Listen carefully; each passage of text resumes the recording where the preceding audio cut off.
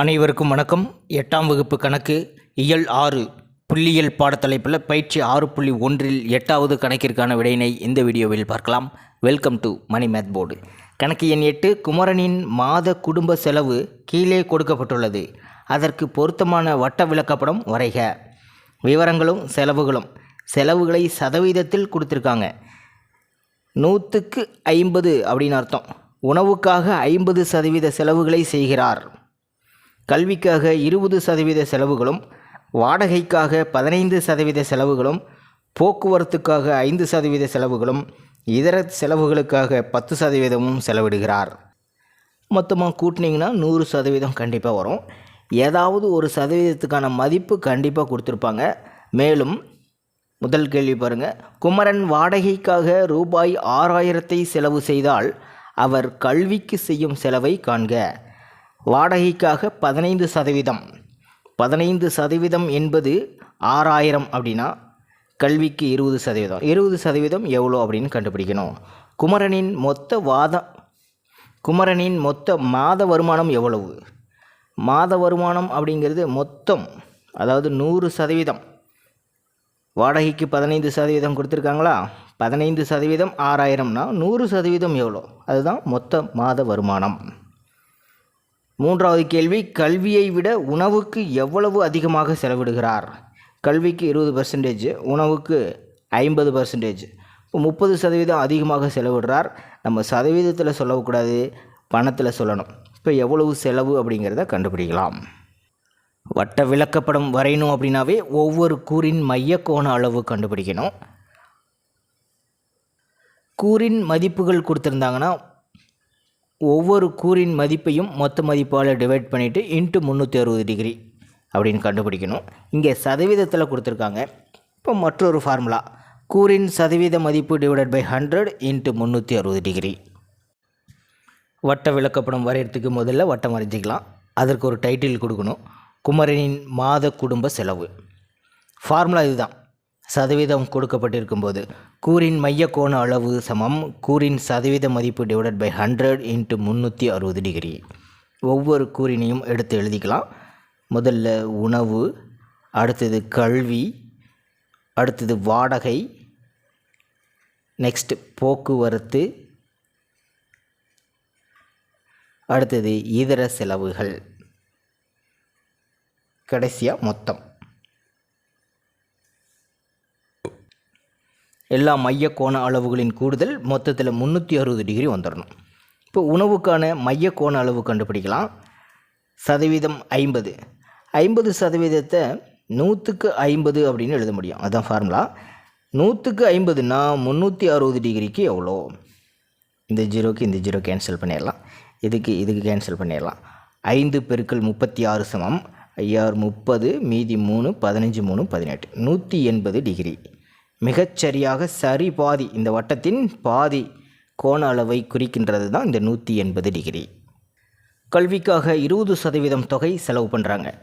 100க்கு 20னா 360 டிகிரிக்கு எவ்வளோ கோண மதிப்புன்னு பார்த்துடலாம். இந்த ஜீரோக்கு இந்த ஜீரோ, இது கேன்சல் பண்ணிடலாம். 2 பெருக்கல் 36 சமம் 72 டிகிரி. வாடகைக்கு 15%, 100க்கு 15 அப்படின்னா 360 டிகிரிக்கு எவ்வளோ? இந்த ஜீரோக்கு இந்த ஜீரோ கேன்சல் பண்ணிடலாம். 5ஆல் சுருக்க முடியும். 3 5 2 5 10, 36ஐ 2ஆல் சுருக்கலாம் 18. இப்போ 3 பெருக்கல் 18 சமம் 54 டிகிரி. போக்குவரத்திற்காக குமரன் 5% செலவினத்தை செய்கிறார். 100க்கு 5 அப்படின்னா 360 டிகிரிக்கு எவ்வளோ? இந்த ஜீரோக்கு இந்த ஜீரோ கேன்சல் பண்ணிடலாம். 2ஆல் சுருக்கும்போது 18, 10 2ஆல் சுருக்குனா 5, இந்த 5க்கு இந்த 5 கேன்சல் ஆகிடும். So 18 degree. இதர செலவுகள் 10%. 100க்கு 10னா 360க்கு எவ்வளோ? இந்த ஜீரோக்கு இந்த ஜீரோ கேன்சல் ஆகிடும். இதுக்கு இந்த ஜீரோ கேன்சல் ஆகிடும். Therefore 36 degree. எல்லாத்தையும் கூட்டினா மொத்தம் 360 டிகிரி வரணும். இது 180, 72 ஒரு 18 90, 54 ஒரு 36 90, ஆக மொத்தம் 360 டிகிரி. ரொம்ப எளிமையாக வட்ட விளக்கப்படம் வரைஞ்சிட முடியும். உணவுக்காக 50% செலவிடுகிறார். ஆகவே 180 டிகிரி 180 டிகிரிங்கிறது சரி பாதி. மையப்புள்ளி இந்த இடத்துல இருக்கிறத வச்சுக்கலாம். இது 180 டிகிரி உணவுக்காக செலவிடப்படும் செலவினத்தின் மையக்கோண அளவு. மிச்சம் இருக்கிற இந்த 180 சரி பாதியாக பிரித்தா மேலே 90 கீழே 90ன்னு வந்துடும். இந்த 72 டிகிரியும் 18 டிகிரியும் ஒரு 90ஐ குறிக்குது. 54ம் 36ம் ஒரு 90ஐ குறிக்கிறது. இந்த கோணத்தை 72 டிகிரின்னு எடுத்துக்கிட்டோம்னா இது 18 டிகிரி தான். இந்த கோணத்தை 54 டிகிரின்னு எடுத்துக்கிட்டோம்னா மீதமுள்ள இந்த கோணம் 36 டிகிரி. 72 டிகிரி அப்படிங்கிறது கல்விக்காக செலவிடப்படும் செலவினத்தின் மைய கோணம். 18 டிகிரி போக்குவரத்தை குறிக்கிறது. 54 டிகிரி வாடகைக்காக செலவிடப்படுகிறது. 36 டிகிரி இதர செலவினம். அவ்வளோதான். கொடுக்கப்பட்ட தரவுகளுக்கு வட்ட விளக்கப்படம் வரைச்சிட்டோம்.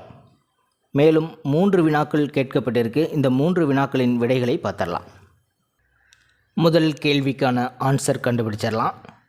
குமரனின் மொத்த வருமானம் நமக்கு தெரியாது, அதை நம்ம எக்ஸ்ன்னு எடுத்துக்கலாம். குமரனின் மொத்த மாத வருமானம்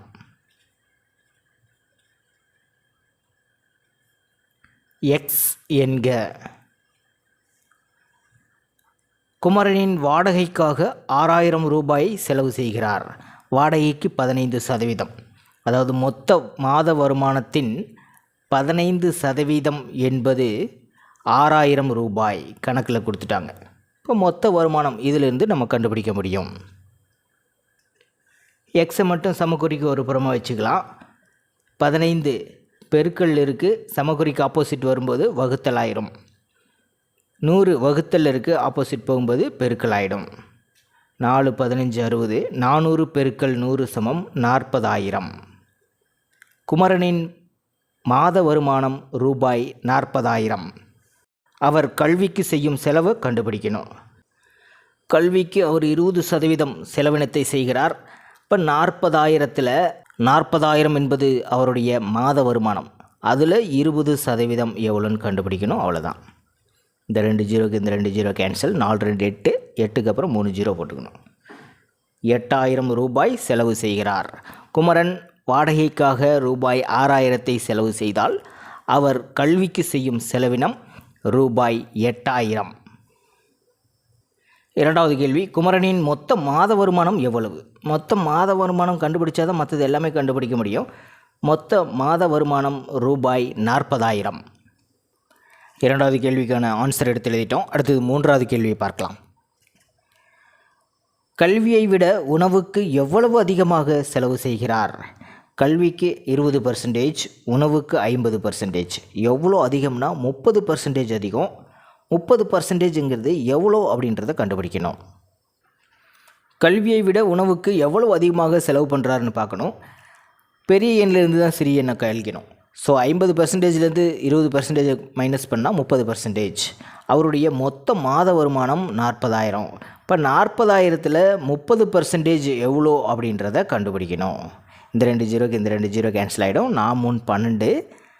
இங்கே இருக்கிற 3 ஜீரோக்கள் போட்டுக்கலாம். இப்போ ரூபாய் 12,000 அதிகமாக செலவீடு செய்கிறார். ஆகவே ரூபாய் 12,000 கல்வியை விட உணவுக்கு அதிகமாக செலவினம் செய்கிறார். அவ்வளோதான். பயிற்சி 6.1 கொடுக்கப்பட்ட 8 கணக்குகளின் விடை விளக்கங்களையும் பார்த்துட்டோம். அடுத்த தலைப்பு தொகுக்கப்பட்ட தரவுகளுக்கான நிகழ்வெண் பரவலை வரைபட விளக்க முறையில் குறித்தல். அதாவது கிராஃபில் நம்ம எப்படி வரையணும் அப்படிங்கிறத அடுத்தடுத்த வீடியோக்களில் பார்க்கலாம். தேங்க்யூ.